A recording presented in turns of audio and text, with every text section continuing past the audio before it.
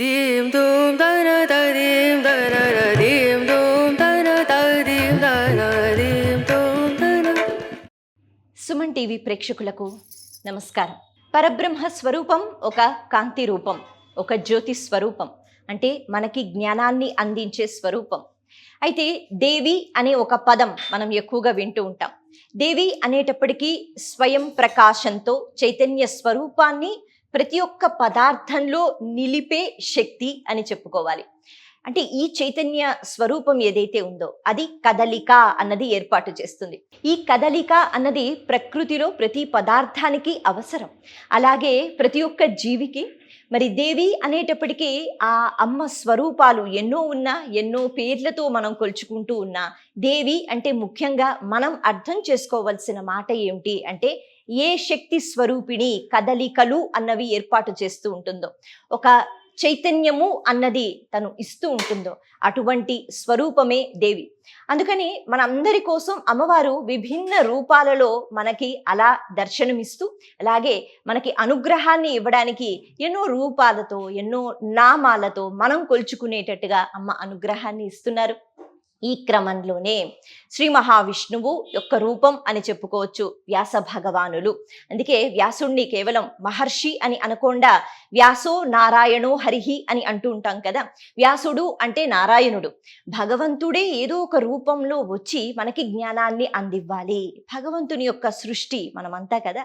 మరి మనకి జ్ఞానాన్ని అందించటానికి వ్యాస భగవానులు మనకి ఎన్నో పురాణాలు, ముఖ్యంగా అష్టాదశ పురాణాలు అన్నవి మనకి వ్యాస భగవానులు అందించారు. అలాగే వేద విభజన అన్నది చేశారు. ఈ వేదము, ఈ వేద వాంగ్మయము సమస్త జీవికి కూడా ఇది అలవాటు అవ్వాలి అంటే చాలా కష్టం. మహోత్కృష్టమైన జన్మ మానవ జన్మ. కేవలం మనుషులకి మాత్రమే ఈ వేదాలు తెలుసుకోవడం, లేకపోతే ఈ శృతి అన్నది మనకేం చెప్తోంది అర్థం చేసుకోవడం అన్నది చేతనవుతుంది. మరి అందరికీ అర్థమవుతుందా? అందరం వేదాలు చదివేసుకోగలమా? ఏం వేదాలు, అందులో ఏం చదువుకోవాలి, ఏం నేర్చుకోవాలి? ఇదంతా చాలా పెద్ద విషయం కదా, కష్టమైన విషయం. అందుకే ఇంకా సులభంగా మనకి అష్టాదశ పురాణాలు అనేటట్టుగా, అలాగే వేద విభజన చేస్తూ మనం అందరం మహోత్కృష్టమైన జన్మ అయిన మానవ జన్మను పొందాం కాబట్టి ఈ జన్మను పొందిన తర్వాత ఎలా తరించిపోవచ్చు, ఎలా జ్ఞానాన్ని సంపాదించవచ్చు. ప్రతి ఒక్క జీవికి ఆకలి ఉంటుంది, దాహం ఉంటుంది, నిద్ర ఉంటుంది, బుద్ధి కూడా ఉంటుంది. కానీ ఆ బుద్ధి ప్రచోదనం చేసుకోవడానికి ఒక శక్తి అన్నది ఉంది అన్న విషయం మాత్రం తెలియదు. కేవలం మనిషి మాత్రమే ఇది గుర్తించగలడు. అటువంటి మహోత్కృష్టమైన జన్మ పొందిన తర్వాత కాలము అన్నది ఎవరి కోసం ఆగదు కదా. కాలం అలా వెళ్ళిపోతూనే ఉంటుంది. కాలంతో పాటు మనం వస్తూ ఉంటాం, వెళ్ళిపోతూ ఉంటాం. మరి ఇలా మనిషిగా ఒక్కసారి ఈ ఉపాధిలోకి వచ్చి వెళ్ళిపోయేంత వరకు, అంటే మన పుట్టిన తేదీ నుంచి మనం వెళ్ళిపోయేంత వరకు ఏం సాధించాం, ఏం సంపాదించాం అంటే బోళ్ళంతా ఉంటుంది. ఇన్ని ఇళ్ళు ఉన్నాయి, లేకపోతే ఇంత సంపాదించాము, ఇన్ని డిగ్రీలు చదువుకున్నాం. కానీ ఇది కాదు కదా. ఆత్మ అన్నది ఏదైతే శాశ్వతమో, జీవుడు అన్నవాడు ఎవడైతే శాశ్వతమో వాడికి రక్షణ ఎలా ఇవ్వగలుగుతున్నాం, ఆ ఆత్మకి పోషణ ఎలా ఇవ్వగలుగుతున్నాం? ఈ ఆత్మ ఈ శరీరాన్ని విడిచి మళ్ళీ ఇంకొక శరీరానికి వెళుతుంది కదా. అప్పుడు ఆ శరీరంలో ఎటువంటి లాభాలు పొందుతుంది, ఎలా ఉంటుంది, ఎలా బ్రతుకుతుంది? ఇవన్నీ ఆలోచనలు మనకి ఇప్పుడు ఉండవు. మనం భోగభాగ్యాలు అనుభవిస్తూనే ఉంటాం. కానీ ఈ జన్మకి వచ్చిన తరువాత మళ్ళీ ఇంకొక జన్మ ఎత్తవలసిన అవసరం లేకుండా ముక్తిని, మోక్షాన్ని పొందేటట్టుగా మనము చక్కని బుద్ధితో ముందుకి వెళ్ళగలిగితే ఇంత గొప్ప అవకాశం మళ్ళీ వస్తుందా? రాదు. అందుకే ఇలా మనిషి జన్మ ఎత్తిన తరువాత మన ఋషులు, మునులు మనకి కొన్ని విషయాల గురించి అంటే అవగాహన అన్నది మీరు చేసుకోండి. ఇటువంటి అవగాహన ఉన్నట్లయితే ఖచ్చితంగా తరించిపోవచ్చు, జ్ఞానంతో ముందుకు వెళ్ళొచ్చు, ఆనందంగా ఉంటూ అవతల వాళ్ళకి ఆనందాన్ని పంచిపెట్టవచ్చు అని చెప్తూనే ఉన్నారు. ఈ క్రమంలోనే మనకి రామాయణం, మహాభాగవతం, అలాగే మహాభారతం, ఇలా ఎన్నో గ్రంథాలు ఉన్నాయి. వీటిలో ఉన్న కథలు, వీటి ద్వారా భగవంతుడు ఏదో శక్తివంతుడు అన్నది కాదు, భగవంతుడు ఏం నేర్పిస్తున్నాడు అన్న విషయాలు బాగా అర్థం చేసుకోవాలి. అలా ఈ దేవీ భాగవతం అనేటప్పటికీ మనకి ఈ అష్టాదశ పురాణాలలో ఒకటి దేవీ భాగవతం. ఇందులో దేవి యొక్క మహత్యము అన్నది మనకి కనిపిస్తూ ఉంటుంది. మరి దేవి యొక్క మహత్యము అంటే అమ్మవారికి మళ్ళీ ఇన్ని శక్తులు ఉన్నాయి, అమ్మవారు ఆ శక్తుల్ని ప్రదర్శింపచేశారు, రాక్షస సంహారం చేసేశారు అంటే కుదరదు కదా. లలితా సహస్రనామ స్తోత్రాలలో మనకి ఒక చక్కని నామం ఉంటుంది, అంటే అన్ని అద్భుతమైన నామాలే దేవకార్య సముద్యత అని అంటూ ఉంటారు. అంటే దేవకార్యాలకు అమ్మవారు సహాయపడుతూ ఉంటారు. సరే, మరి దేవతలు ఎక్కడుంటారు? ఎక్కడో పైలోకంలో ఉంటారు కదా. మరి అక్కడ వాళ్ళేవో కార్యాలు చేస్తూ ఉంటే, అమ్మవారు సహాయపడుతూ ఉంటే మధ్యలో మనం ఏం చెయ్యాలి అనే సందేహం కూడా కలుగుతుంది. కానీ ఇక్కడ ఒక విషయం మనం అర్థం చేసుకోవాలి. దేవతలు రాక్షసులు పైన ఎక్కడున్నారో మనం ఎప్పుడు వెళ్ళి చూడలేదు, కానీ ఇక్కడే ఉన్నారు. ఇంకా చెప్పాలి అంటే మనలోనే ఉన్నారు. ఒక మంచి ఆలోచన కార్యరూపం దాలిస్తే అదే దైవ కార్యం.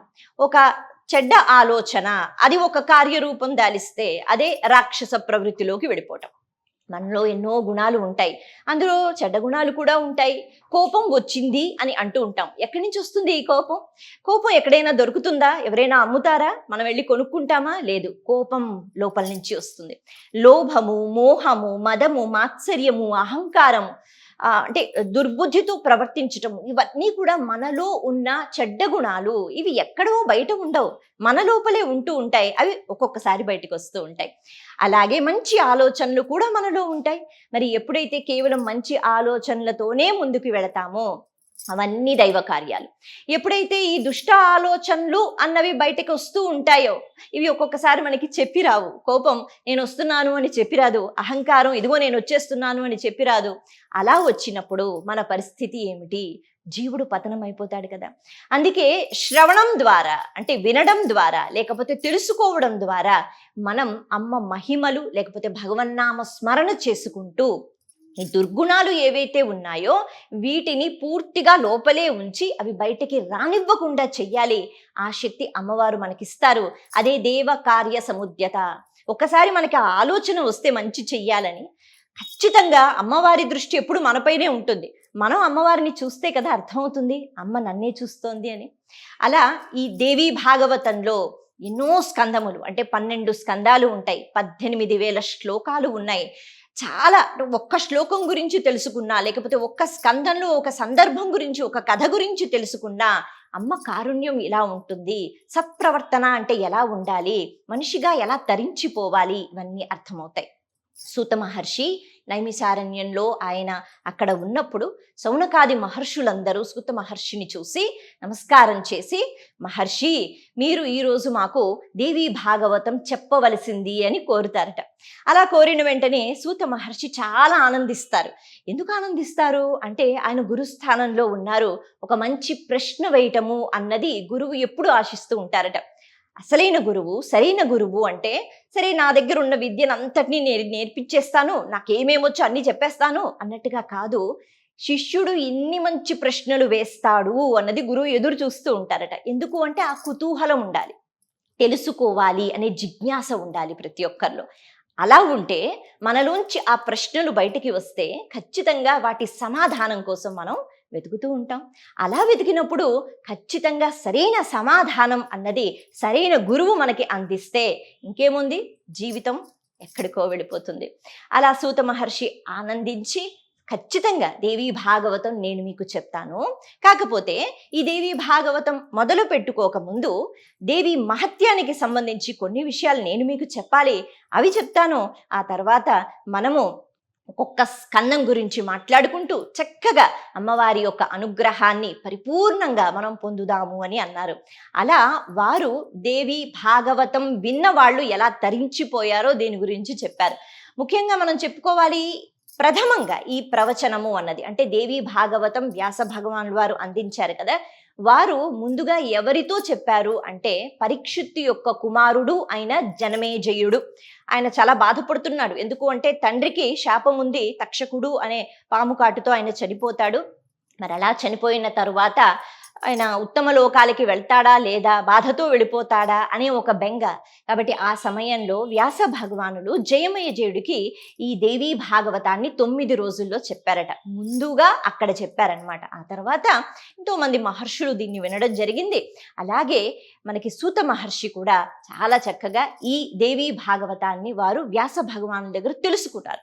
అందుకే దీని మహత్యం గురించి ఇది విన్న తర్వాత జనమేజయుడు కూడా ఎంతో ఆనందాన్ని పొందారు. అలాగే తన తండ్రి గారు ఉత్తమ గతిని ప్రాప్తించారు అనే ఆనందం కూడా ఆయనకి కలిగింది అని చెప్తారు. ఇంతేనా? కాదు. శ్రీకృష్ణ పరమాత్మకు సంబంధించి శమంతకమణి కథ మనందరికీ తెలుసు. అంటే పాపం ఆయనకి అపనిందలు, ఈ ప్రసేనుడు ఆ శమంతకమణిని పట్టుకుని ఆయన వేటకి వెళ్ళిపోవడం, అక్కడ ఒక సింహం ఆయన్ని చంపేయటం, ఈ కథ తెలిసిందే. అయితే ఆ సమయంలో వసుదేవుల వారు బెంగ పెట్టుకున్నారట. కారణం ఏమిటి అంటే, అలా ఆ సింహాన్ని చూసి, అలాగే అక్కడ ఒక భల్లూకము ఉంది, అయితే ఆ భల్లూకం దగ్గర ఉంటుందేమో ఈ మణి అని శ్రీకృష్ణ పరమాత్మ కొంతమందితో వెళతారు కదా వెతకటానికి. ఆ సమయంలో లోపల బిలంలోకి దూరిపోయిన తర్వాత పరమాత్మ బయటికి రాలేదు. బయట ఉన్న వాళ్ళు చాలా రోజులు ఎదురు చూశారు. అక్కడ జాంబవంతుడితో భయంకరమైన యుద్ధం అన్నది చాలా రోజులు జరిగింది. అటువంటి సమయంలో వాళ్ళు ఏం జరుగుతుందో తెలియక బయటకు వచ్చి చెప్పారట. అప్పుడు వసుదేవుల వారు బెంగ పెట్టుకున్నారు. అయ్యో, నా కుమారుడికి ఆపద కలిగిందా లేదా ఏమీ అర్థం కావట్లేదు, ఎప్పుడు వస్తాడు, క్షేమంగా ఉన్నాడా లేదా, ఒకటి ఈ నింద అన్నది మోస్తున్నాడు, ఇంకొకటి ఇప్పుడు వెళ్ళిపోయాడు, ఏం జరుగుతోంది. అప్పుడు చాలా భయపడిపోయాట. ఆ సమయంలో నారదుల వారు వచ్చి, దేవీ భాగవతం అన్నది నేను నీకు వినిపిస్తాను, అమ్మ అనుగ్రహం ఉంటే అన్ని బెంగలు అన్ని భయాలు తీరిపోతాయి, అంతా శుభం జరుగుతుంది అని నారదుల వారు వసుదేవునికి చాలా అద్భుతంగా ఈ దేవీ భాగవతం అన్నది వివరించి చెప్పారు. అలా 9 రోజుల్లో ఈ దేవీ భాగవతాన్ని చెప్పిన తర్వాత చివరి రోజు మొత్తం విన్న తర్వాత పూజా కార్యక్రమాలన్నీ చేసుకున్న తర్వాత అటు శ్రీకృష్ణ పరమాత్మ ఆ జాంబవంతుడితో యుద్ధం అన్నది అయిపోయి జాంబవతిని తీసుకుని మళ్ళీ రాజ్యానికి రావడం శమంతకమణితో పాటు మనకి తెలిసిన కథే కదా. అలా వసుదేవుల వారి ముందు కనిపించిన వెంటనే అమ్మయ్య అని అనుకున్నారట, బెంగ తీరింది. ఇలా దేవీ భాగవతం అన్నది విన్న తర్వాత ఆ మహత్యం వల్ల, అందుకే కదా శ్రవణము అన్నది నవవిధ భక్తి మార్గాలలో ఇది ఒకటి అని చెప్తూ ఉంటారు. కేవలం మనకి స్తోత్రాలు వచ్చా రావా, చదువుకోగలుగుతామా లేదా అన్న విషయం పక్కన పెడితే, మంచి మాటలు మంచి కథలు ఎంత వింటే అంత పరమాత్మకు చేరువుగా మనం వెళ్ళిపోగలుగుతాం.